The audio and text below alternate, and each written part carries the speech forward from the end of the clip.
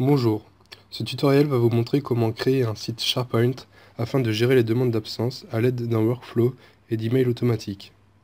Tout d'abord, créez un nouveau site d'équipe, nommez-le et cliquez sur Créer. Puis dans le menu de gauche, cliquez sur Contenu du site, puis Ajouter une application et enfin Liste personnalisée. Nommez-la Demande d'absence et cliquez sur Créer. Ouvrez la liste puis cliquez sur Modifier. Ajoutez des colonnes de type date pour les dates de début et date de fin d'absence. Pour la troisième colonne, sélectionnez Plus de types de colonnes, nommez-la Type d'absence et sélectionnez le type Choix. Exigez que cette colonne contienne des informations et écrivez les différents choix disponibles. Choisissez le type d'affichage comme menu déroulant et cliquez sur OK.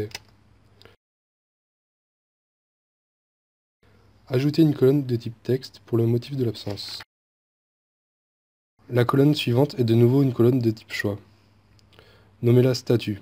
Elle permet d'afficher l'état de la demande. Les trois choix possibles sont En cours de traitement, Validé, Refusé. Le choix par défaut est En cours de traitement. Enfin, ajoutez une dernière colonne texte pour un éventuel commentaire du RH lors de la validation ou non de la demande. La première liste est terminée. Retournez sur Contenu du site, puis ajoutez une application et créez une nouvelle liste personnalisée nommée Demande de validation. Ouvrez la liste, puis cliquez sur Modifier. Ajoutez les colonnes de type texte suivantes. ID demande, qui permet d'identifier avec un numéro unique chaque demande, date de début, date de fin, nom de l'employé, type d'absence et le motif. Ajoutez une colonne de type choix, puis le statut de la demande. Tapez les choix valider ou refuser, sans exiger que la colonne contienne des informations et cliquez sur OK. Enfin, ajoutez une dernière colonne de type texte pour le commentaire du RH. Les listes sont terminées, retournez sur l'onglet Accueil et copiez l'adresse URL du site. Ouvrez SharePoint Designer, puis cliquez sur Ouvrir le site et collez l'adresse en enlevant la partie Layout et cliquez sur Ouvrir. Dans le bandeau supérieur, cliquez sur Flux de travail de liste et sélectionnez la liste Demande d'absence. Nommez ce premier flux Demande d'absence et cliquez sur OK.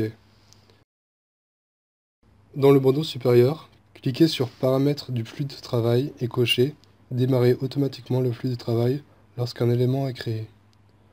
Enregistrez puis retournez sur le flux de travail.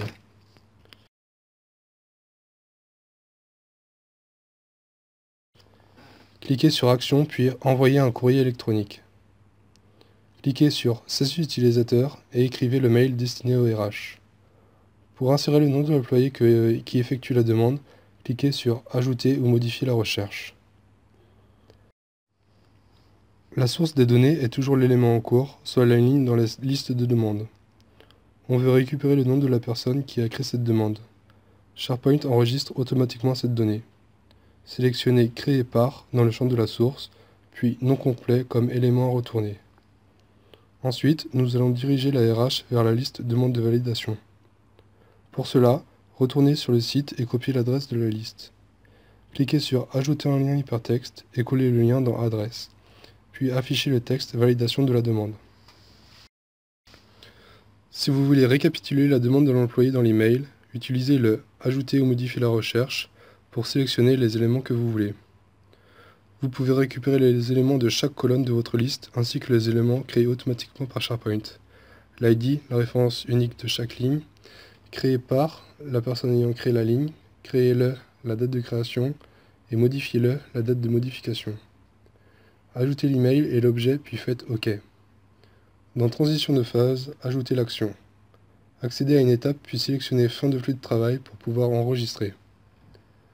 Ajoutez une nouvelle action nommée Créer un élément dans une liste après courrier électronique. Cliquez sur cette liste puis sélectionnez Demande de validation. Ajoutez les champs de données que vous voulez transférer entre la liste en cours de demande d'absence et la liste pour le RH demande de validation. Dans Appliquer à ce champ, choisir la colonne de la liste demande de validation que vous voulez remplir. Dans la valeur suivante, cliquez sur Fonction et sélectionnez dans les éléments en cours le champ correspondant.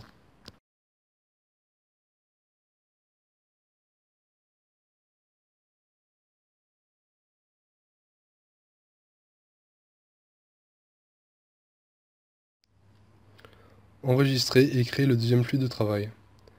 Pour cela, cliquez sur Liste et Bibliothèque dans le volet de navigation, puis Demande de validation et sur la liste enfin en bas à droite sur Nouveau flux de travail. Nommez-le Validation de la demande.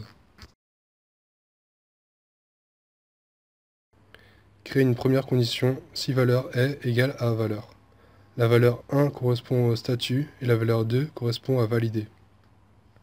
Créez une deuxième condition si valeur, puis cliquez sur le « et » pour le transformer en « ou ». La valeur 1 correspond à statut et la valeur 2 correspond à refuser. Donc si la case statut de la ligne est validée ou refusée, l'action à faire est envoyer un email. Sélectionnez dans l'annuaire l'utilisateur qui a créé l'élément actif comme destinataire. Écrire l'objet et le contenu de l'email. Récupérer en cliquant sur Ajouter ou modifier de la recherche le nouveau statut de la demande et le commentaire du RH. Par défaut, le flux de travail n'est pas automatique. Le RH devra, une fois qu'il a fait son choix, lancer le flux de travail.